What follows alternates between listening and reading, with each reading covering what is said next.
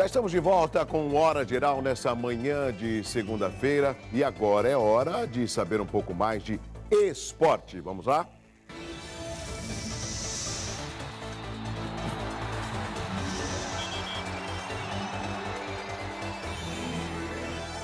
A seleção brasileira masculina de vôlei ficou muito perto da conquista do inédito tetracampeonato, mas perdeu a final do Mundial para a anfitriã Polônia neste domingo em Katowice e teve que se contentar com a medalha de prata.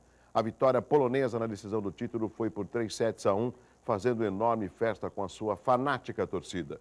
Depois dos títulos de 2002, 2006, 2010, o Brasil tentava se tornar a primeira seleção na história a ser campeã mundial 4 vezes seguida no vôlei masculino, toda sob o comando do técnico Bernardino. Mas não teve forças para conter a forte seleção polonesa, que ainda contou com um importante apoio dos torcedores para chegar ao segundo ouro de sua história, repetindo o feito de 74.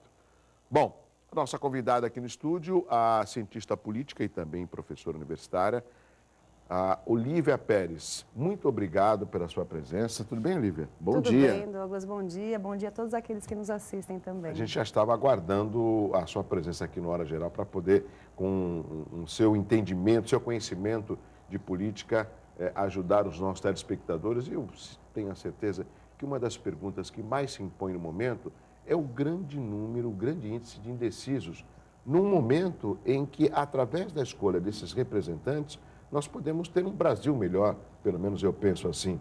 Esses indecisos, eles estão indecisos por quê? Eles estão esperando o último momento ou, na realidade, eles não estão preocupados com o momento eleitoral, professor? Acho que tem várias coisas que influenciam o porquê de tantas pessoas indecisas. Em geral, elas são mais indecisas nos cargos para deputado, né, federal e estadual, e menos indecisas para os cargos de governador e presidente, até porque as candidaturas para governador e presidente, elas são muito mais discutidas, muito mais expostas na mídia. A candidatura à presidência, até ela paga um pouco de todas as outras. Mas mesmo os indecisos para a presidência, eu acho que tem a ver o fato com a insatisfação na política, né? As pessoas não estão um pouco decepcionadas com o modo como os nossos governantes vêm conduzindo o nosso país. Acho que tem um pouco de insatisfação realmente em relação à política. Eu acho que tem um pouco de falta. O eleitor, ele sente sem opção para quem votar, né? Ele sente que não existe uma pessoa que corresponda a seus anseios. Ou seja, que o represente de fato, né? Que o represente de fato. O que o eleitor ele deve procurar mais de perto, porque nessa candidatura à presidência especial, a gente tem candidatos para todos os gostos, né? Tem candidatos situados mais à direita, mais conservadores, e tem candidatos situados mais à esquerda. Assim como para deputado, né? A gente tem candidatos aí situados a todas as linhas ideológicas. Então, procurando mais de perto, é capaz que a pessoa realmente ache. Agora, Olívia, tem 2 aspectos também que eu julgo interessantes e preocupantes. Por que um grande número de pessoas anulam os seus votos? Isso a gente tem observado nas últimas eleições. E, ao mesmo tempo, um grande número de pessoas que reclama dos políticos. Não seria um contrassenso? Será que a população não entende que quando ela despreza o voto, quando ela anula o seu voto, ela permite que a política continue do mesmo jeito? Bom, sempre teve gente anulando o voto e sempre teve gente reclamando da política. Não é um fenômeno atual, não é um fenômeno que está só no Brasil, né? No resto do mundo a gente também tem essa insatisfação, também tem crises relacionadas à representação, muito mais datadas, né? Estudadas há muito mais tempo do que no Brasil. Eu acho que existe aí uma corrente entre os jovens, uma ideia falsa que diz que se mais de 50% das pessoas anularem os votos, vai haver novas eleições. Isso não é verdade, né? Não vai haver novas eleições e, de fato, anular o voto, como você bem falou, não é a melhor opção. A opção é tentar votar em alguém que queira mudar essas regras, já que as pessoas queiram mudar a regra. Agora, a pessoa, se não se sente representada por ninguém, ela tem todo o direito de ir lá e anular o seu voto. Eu sempre dou um exemplo, Olívia, com relação a um prédio, a um condomínio, né? Um condomínio vai com 30 apartamentos e várias pessoas reclamam da postura do síndico. Tem uma reunião condominial, vão meia dúzia, 8 pessoas, o síndico continua sendo reeleito e as pessoas continuam reclamando. Ou seja, se não houver a participação de pelo menos a maioria dos moradores para tirar esse síndico, eleger um outro e cobrar do novo síndico, as coisas vão continuar na mesma. É mais ou menos com relação à nossa política, ao nosso país, né? Muitos candidatos não estão conseguindo se reeleger, até pelo tempo que eles estavam nos seus mandatos. E essa mudança, essa renovação, eu julgo significativa em todas as esferas, tanto no município, no Estado, como também na União. Você acredita que a população tem essa percepção também de uma renovação, de uma mudança? É possível esperar isso nessas eleições de 5 de outubro? Acho que você citou muito bem a reunião de condomínio, né? A participação, ela tem custos, né? É custoso você se informar, você ir lá, participar, se informar e votar. E quando as pessoas sentem que mesmo participando, e elas já participaram de eleições passadas, os seus anseios, eles não foram ouvidos pelos representantes, então ela decide não participar, porque representação é custosa. Quando que a pessoa ela participa? Quando ela vê que a sua participação gera frutos para ela mesma. Então, se ela continua participando e ela não vê nada sendo feito em contrapartida, de fato, que compensa essa participação, ela deixa de participar, porque entre participar e não participar, as pessoas elas preferem não participar. Não acho que tenha pouca participação no Brasil. No Brasil, infelizmente, a gente tem um voto obrigatório. Quando você tem democracias em que o voto não é obrigatório, você também tem um alto índice de pessoas que não participam, porque a participação é custosa. Exato. Agora, quando você não participa, você não tem essa renovação. Porque quem participa é quem vai eleger sempre as mesmas pessoas. Eu acho interessante você falar de renovação, porque se as pessoas querem renovação, elas devem votar em candidatos que não estão no poder, e não é isso que a gente está vendo. A gente está vendo pessoas insatisfeitas com a política, mas para governador e presidente, a gente aí nos dois casos, o estado de São Paulo, a gente tem uma possibilidade de reeleição, para presidente também as pesquisas indicam reeleição, e para deputado federal também as pesquisas indicam que as mesmas 5 pessoas que já estão aí há muito tempo no poder, que novamente elas vão ser reeleitas. O que é um contrassenso, né? Porque se querem renovação, tem que renovar.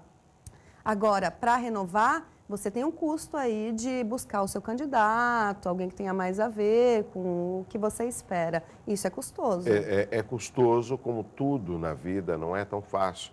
Eu também gosto das comparações, Olívia, e vou dividi-las com o telespectador. É igual à escola. Eu deixei meu filho na escola, vou buscá-lo às 5h30 quando ele sai, e a escola que tem que cumprir a parte dela. Não, a escola tem uma participação. Mas os pais precisam comparecer na reunião, mas os pais precisam saber da diretora como que está a postura do filho, mas o pai precisa saber quais são as amizades que os filhos estão tendo, como que é o comportamento, é toda uma convivência. E isso demanda um pouco de tempo, isso demanda um pouco de comprometimento. Com os políticos, eu julgo da mesma forma. Não é só, votei na Olívia, vamos ver o que ela vai fazer para a gente. Não, você vê os projetos que a Olívia está apresentando, você manda um e-mail para ela, você vai nas audiências públicas, ou seja, falta esse outro lado também. Eu acho que o brasileiro pensa que, ao eleger, ele já cumpriu a sua função. Não, e tem toda um período de observar, de saber se, de fato, aquele seu voto ele foi dado de uma forma consciente e está tendo uma repercussão. Exato. Agora, além da gente querer participar, as instituições elas têm que se abrir à participação. Uma escola que deseja a participação dos pais na educação dos filhos, ela tem que se abrir a essa participação, propondo momentos, inclusive, que os pais eles possam dar dicas, sugestões à escola. A mesma coisa as instituições governamentais. Se elas querem mais participação, ela tem que ter canais que a população participe e o fruto dessa participação tem que ser traduzido em algumas ações. Sim. Se você tem audiências públicas em horários ruins, você tem temas lá que a população ela não tem o que sugerir, porque tudo já foi decidido e mesmo que ela faça alguma sugestão, nada vai mudar, então ela vai uma vez, ouve falar e ela não vai de novo. Então você tem que ter todo aí um comprometimento das instituições de se abrirem e aquela participação se traduzir em algo real. Aí a pessoa é estimulada a participar.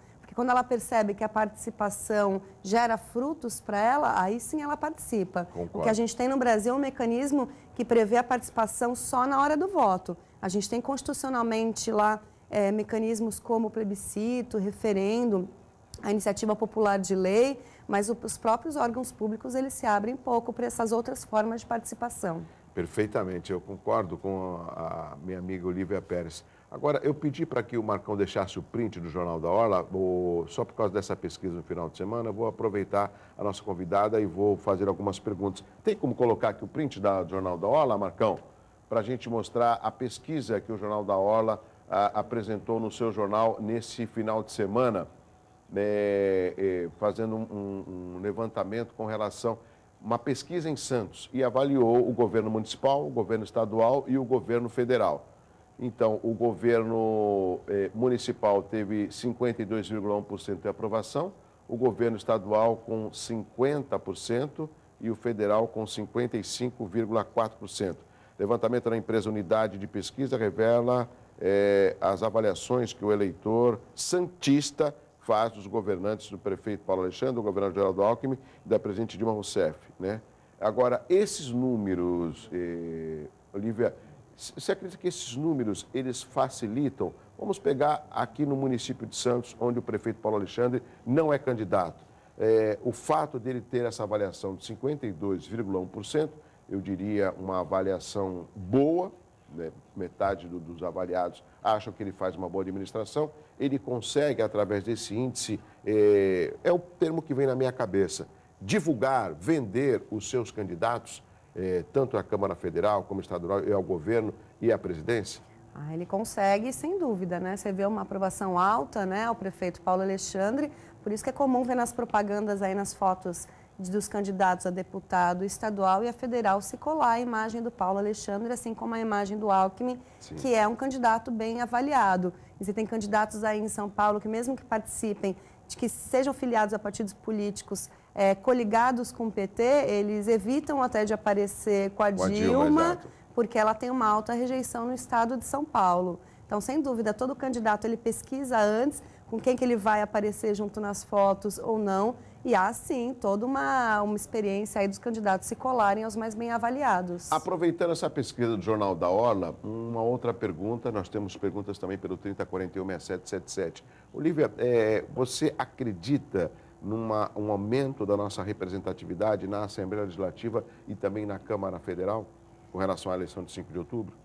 Olha, pelos que os números mostram, não vai haver tanta diferença. Tem um movimento aí, não só de Santos, como de outros municípios, para que as pessoas votem nos candidatos da sua região. É um movimento interessante, porque uma das tarefas do deputado, tanto estadual ou federal, é liberar verbas, e aí ele libera verbas para entidades da região, assim como o fato dele ser de alguma região, facilita com que ele traduza, né, com que ele verbalize as demandas daquela região e consiga participar das discussões olhando para aquela região. Então, tem todo um movimento aí de convencer as pessoas para que votem em candidatos da sua região. Mas a gente não tem um voto distrital, isso não é obrigatório. Exato. Eu posso votar em alguém, por exemplo, que defenda uma categoria, como dos professores, ou que defenda uma ideia que eu simpatize, como a descriminalização de alguma droga, das drogas. E aí essa pessoa não tem que ser necessariamente da minha região, já que a gente tem o nosso sistema, ele prevê que a gente vote em candidatos que carreguem bandeiras ligadas a algumas ideias, algumas causas e não só a região. Então não é obrigatório, mas tem esse movimento para que as pessoas votem. Agora, o que as pesquisas mostram é que os mesmos provavelmente vão ser reeleitos, embora o número de indecisos aí para o cargo de deputado estadual e federal seja muito grande. E é muito grande porque nosso sistema político não facilita com que as pessoas escolham. Você tem mais de 1.000 candidatos a deputado federal. É humanamente impossível você estudar todos eles e por isso que muita gente nem lembra em quem votou, e porque são muitos os candidatos. Revalidando o seu voto na eleição anterior. As pessoas, até pela quantidade muito grande, exatamente, de deputados federais, elas acabam votando em quem já conhece. E aí você não tem uma renovação, mas você tem uma perpetuação de algumas pessoas no poder, de muitas pessoas, o que é característico do sistema político brasileiro. Agora, tem um outro aspecto, o Uriel já ligou, tem uma pergunta do meu amigo Uriel Vilas Boas, para terminar esse assunto. Nós já tivemos também uma grande representatividade na Assembleia, chegamos a ter 7 deputados estaduais e hoje a gente tem um número tímido de 2 deputados estaduais, sendo que um deles faz oposição ao atual governo e a gente sabe que na oposição fica mais difícil de você trazer projetos para a sua região. Ou seja, esse número de deputados estaduais, você também tem um entendimento de uma representação ainda tímida mesmo após essa eleição agora de 5 de outubro? Ela ainda é tímida, mas a gente não vai ter uma representação maior só com um número maior. Tem que olhar de perto e ver a atuação do candidato. mesmo na oposição, tem candidatos mais atuantes do que outros em determinada situação. Então, não é uma conta tão fácil, né? Sim. Elegeu 5 ou 7, e aí a Baixada Santista vai ser mais olhada pelo Estado e vai ter mais, os seus problemas mais bem solucionados. Não é uma relação de causa automática, né? Votou e vai dar certo. Eu tenho vontade de entrar em alguns assuntos, mas eu não vou polemizar, até porque a gente está num momento político. Senão o nosso telespectador pode pensar que eu estou criticando o partido A ou deixando de criticar o partido B. A gente está num momento delicado, por isso que a nossa cientista política, a Olívia Pérez, ela fala de uma forma muito nítida para que o telespectador possa entender o processo.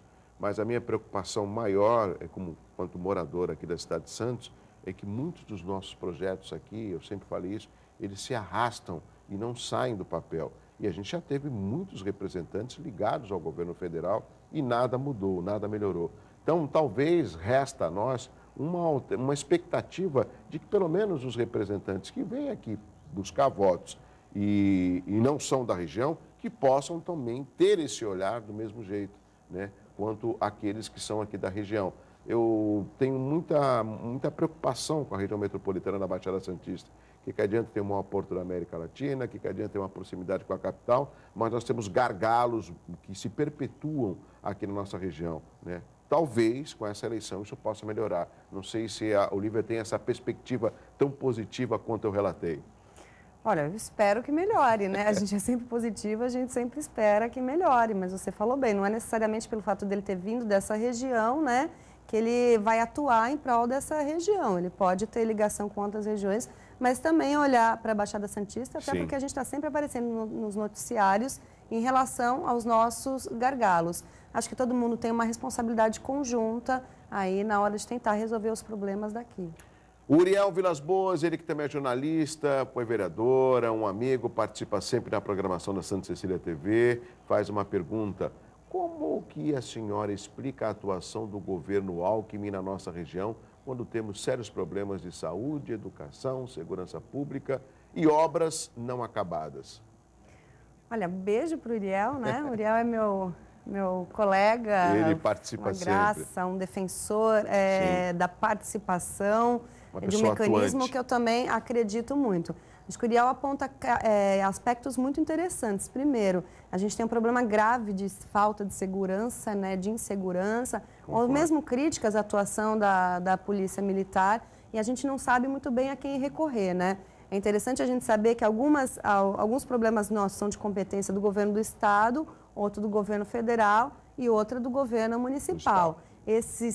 O que o Uriel cita, né, que é segurança, saúde, habitação, ele cita aí algumas competências do governo estadual. Acho que o PSDB, ele olha muito para a Baixada Santista, o Alckmin está sempre aqui, ele de fato tem um olhar muito centrado na Baixada Santista. O fato de o Santos ter um prefeito do PSDB e de outras cidades também da Baixada Santista facilita essa interlocução com o governo estadual, mas a gente sabe que o governo estadual tem graves problemas e mesmo assim o Alckmin está sendo apontado numa reeleição até que... Está como favorito até de ganhar no primeiro turno, Isso. segundo as pesquisas. Isso. Mas o que eu falo também, eu não gosto de faltar com aquilo que eu digo, aquilo que eu comento com o telespectador, Olívia, é que muitas vezes o fato de a gente ter essa proximidade com o governador, por exemplo, a gente não pode ficar só no cortejamento,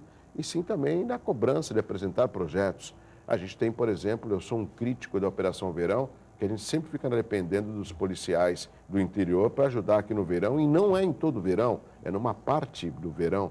Por exemplo, o caso do IML, que o raio-x há 12 anos está quebrado, e o governador tem sempre assim. Eu acho que é questão de tomar um café no Carioca com o governador. Governador, isso aqui é um projeto importantíssimo, queria que você desse uma atenção. Às vezes falta, lógico, não estou culpando o governador, mas ele não vive aqui, mas os representantes podem dar essa visibilidade, podem informar para pegar esse comprometimento que eu acredito que qualquer governador faria. Às vezes ele vem aqui, ele é cortejado, ele retorna, o que ele vai pensar, Olívia? Poxa, lá em Santos está tudo bem, o pessoal me atendeu bem, gostou da cidade, tem os jardins lá, bonita, a praia, e ele não fica sabendo da realidade. Não falta isso também um pouco dos políticos locais, de cobrar com responsabilidade os nossos governantes nas esferas estadual e federal? Olha, eu acho que falta, mas em relação à segurança, o Alckmin é bastante cobrado pelos vereadores da Baixada Santista, tanto de Santos, quanto do Guarujá, quanto da Praia Grande, né? Eles ficam em cima do Alckmin. Ele tem um problema sério em relação ao número de policiais, ao salário dos policiais, Sim. ao plano de carreira dos policiais, e não diz respeito só à Baixada Santista, diz respeito ao estado de São Paulo inteiro. E aí, o interessante é que não adianta ele só aumentar o número de policiais aqui na Baixada Santista e as outras regiões até que próxima ter esse número diminuto, porque a violência vai nos atingir da mesma forma. Segurança pública é um problema muito sério, realmente. Rápido intervalo, na sequência eu continuo conversando com a nossa cientista política, Olívia Pérez, e tem mais perguntas pelo 3041-6777. Eu volto já.